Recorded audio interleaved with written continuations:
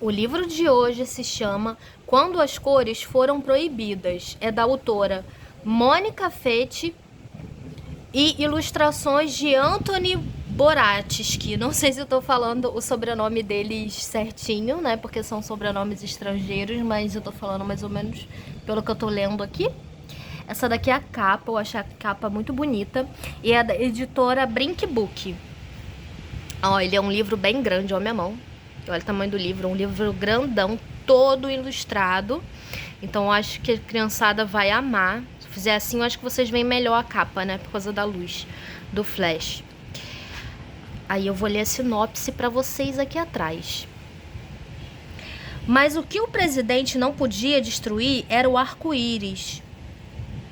Sempre que o sol brilhava depois de uma chuva, as pessoas saíam correndo das casas para procurar um arco-íris e então cantavam e dançavam debaixo do arco-íris, saciavam-se com as suas cores e tudo parecia ser como nos velhos tempos.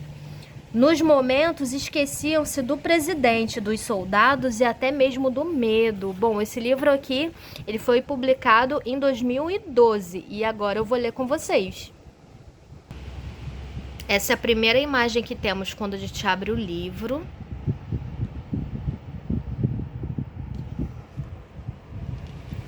E aqui já começa a história.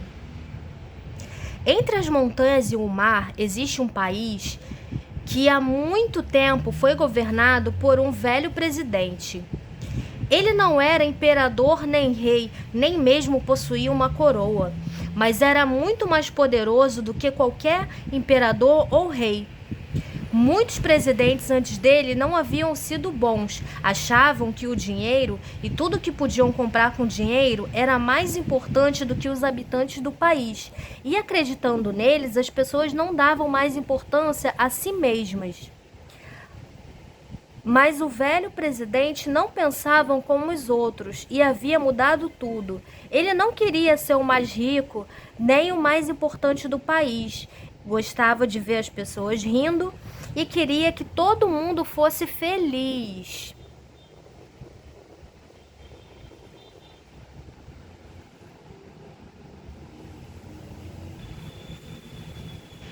O velho presidente costumava sair em sua carruagem para passear pelas ruas e ruelas das cidades. Só posso tomar as decisões certas se conhecer muito bem meu país, dizia os seus ministros. Acenava para as pessoas que saudavam de sua volta e de vez em quando saía do carro para conversar com elas. Só posso tomar as decisões certas se souber o que as pessoas pensam, diziam os ministros. Nas ruas parecia um formigueiro. Desfilavam vestidos, calças, saias, lenços e chapéus coloridos. Até as casas eram coloridas, tal qual as flores e as borboletas. Vendo-as e ouvindo o riso das crianças nos jardins, o presidente se alegrava. Um país colorido é um país feliz, dizia aos ministros, e eles concordavam. Olha só, ele no meio do povo aqui.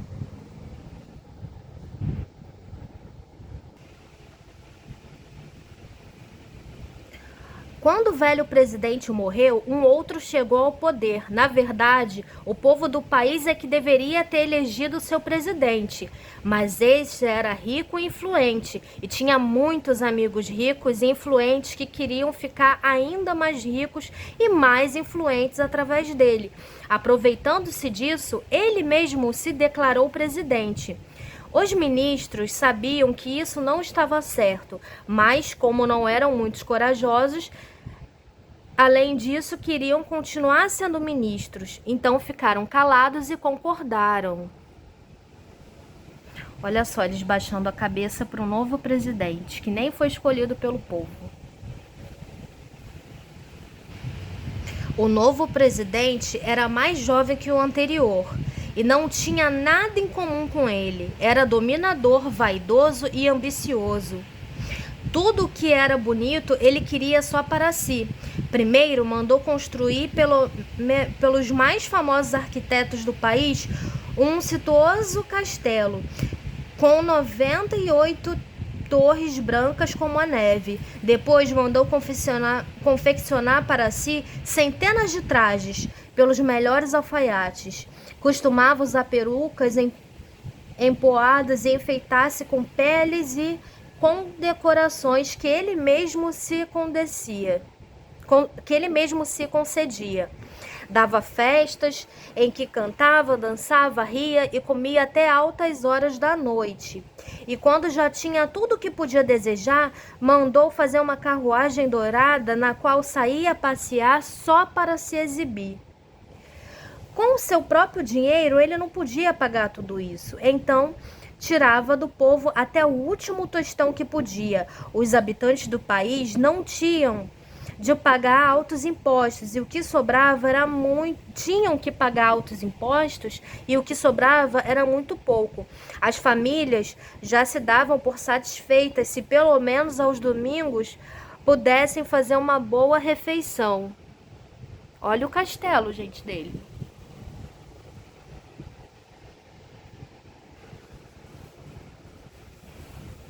Ninguém mais ficava nas calçadas para acenar para o presidente quando ele passava na sua carruagem. Ninguém o admirava e ninguém lhe dava presentes como costumavam fazer com o velho presidente.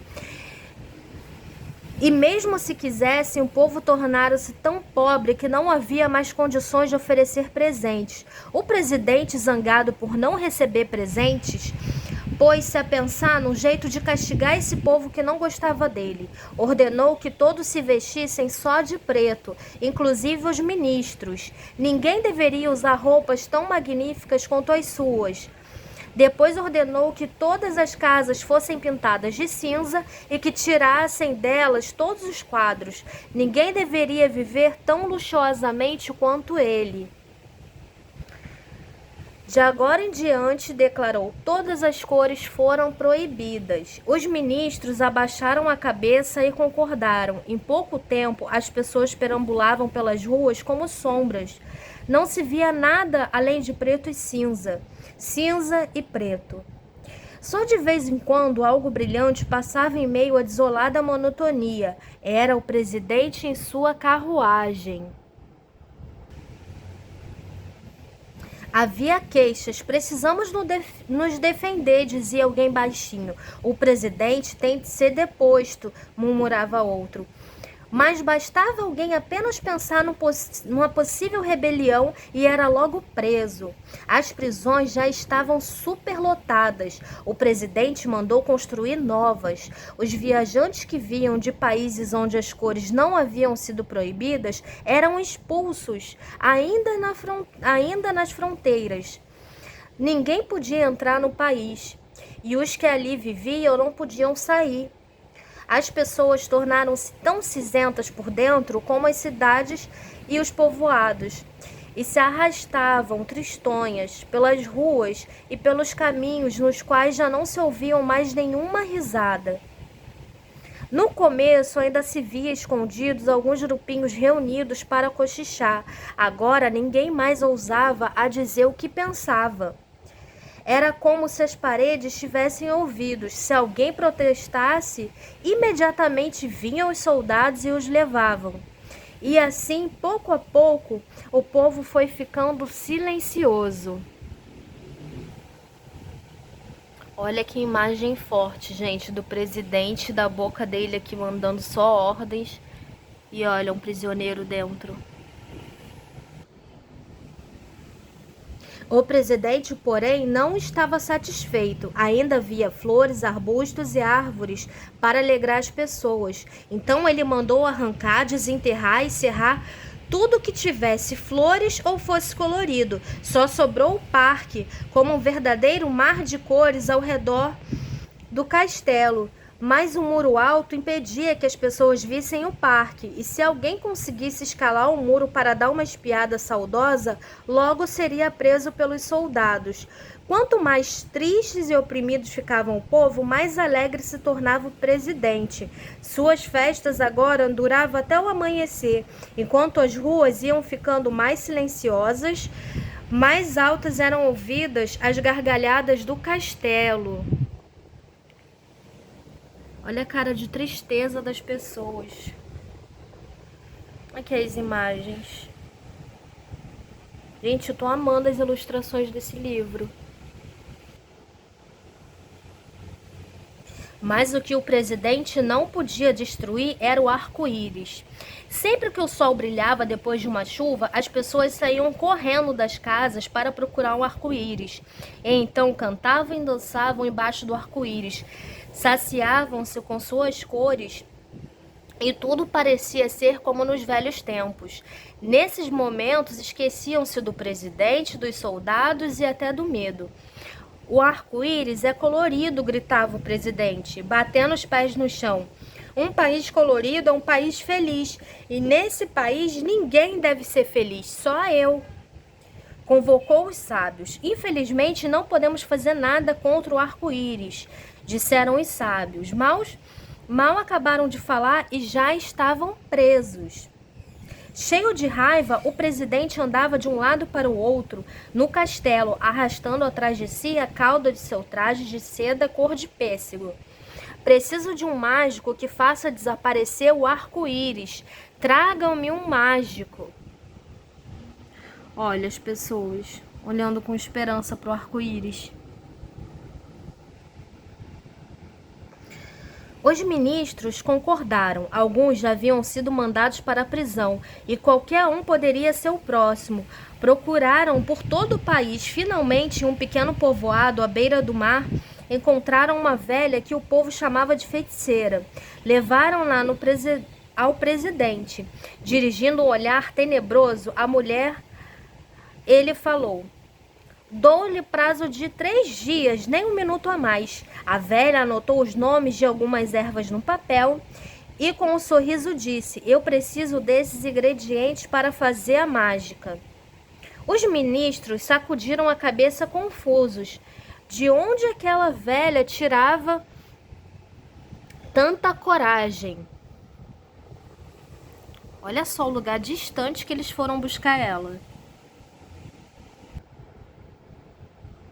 As ervas foram imediatamente trazidas, assim como algumas panelas, o pilão e os frasquinhos pedidos. Em seguida, deixaram a velha a sós com seus apetrechos. Quando foi novamente conduzida ao presidente, ela segurava um frasco. Dentro havia um líquido azul. Beba, disse a velha, olhando fixamente para o presidente. Seus olhos eram azuis como aquele líquido. O que é isso? Perguntou o presidente, com bons motivos para desconfiar. Beba, repetiu a velha, e poderá apagar as cores do arco-íris com o poder do seu pensamento. Engolindo em seco, o presidente hesitava. Beba você primeiro, disse, quero ter certeza que não preparou nenhum veneno. A velha tomou um gole, enquanto ele a observava atentamente. Vendo que nada acontecia, o presidente pegou o frasco e bebeu tudo de uma vez só. O presidente estremeceu, ficou pálido e olhou em volta. Todas as coisas do salão perderam suas cores. Tudo se tornara cinza apagado. O macio veludo do sofá e das poltronas, as pesadas cortinas de brocado, os tapetes raros e os quadros magníficos. Seus anéis e medalhas já não brilhavam nem faiscavam como antes, e a madeira dos móveis haviam perdido o lustro. Tudo se tornava feio e sem vida, e lá fora as flores do parque pareciam feitas de palha. O presidente sentiu-se muito mal. Respirava com dificuldade e seu coração batia descompassadamente. Com um toque da campainha, chamou os ministros. Joguem essa velha na cadeia, gritou. Ela vai ficar lá até... Mas eu sou a única que conhece um antídoto, disse tranquilamente a mulher, mostrando o segundo frasco que continha um líquido verde. O presidente tremia de raiva e, enfurecido, tentava pegar o frasco, mas a velha se esquivava e dizia sorrindo: cuidado, posso deixar o frasco cair. O presidente fazia um imenso esforço para se controlar. A mulher falou baixinho: o antídoto vai trazer de volta as cores, e novamente sorriu. Mas nunca mais poderá proibi-las, pois no momento em que tentar fazê-lo, morrerá sufocado. O presidente levou as mãos à garganta, esbravejou, gritou, chorou e finalmente deixou-se cair, vencido no sofá. Teve de escrever e assinar que permitia novamente as cores no país. E teve de escrever e assinar que o povo poderia eleger seu presidente. Ele sabia o que isso significava, ninguém votaria nele. Com um profundo suspiro, levou o frasco à boca e lentamente bebeu o líquido. Sorridente, a velha o observava. Durante toda a vida havia colhido e estudado as ervas, seus efeitos e poderes. Só ela sabia como havia embaciado a visão do presidente e que, de qualquer maneira, em 2 ou 3 horas, o efeito do líquido azul já teria desaparecido. O eleito novo presidente, em seu primeiro ato, foi abrir as portas das prisões, chamou os ministros e declarou: não haverá mais presos aqui.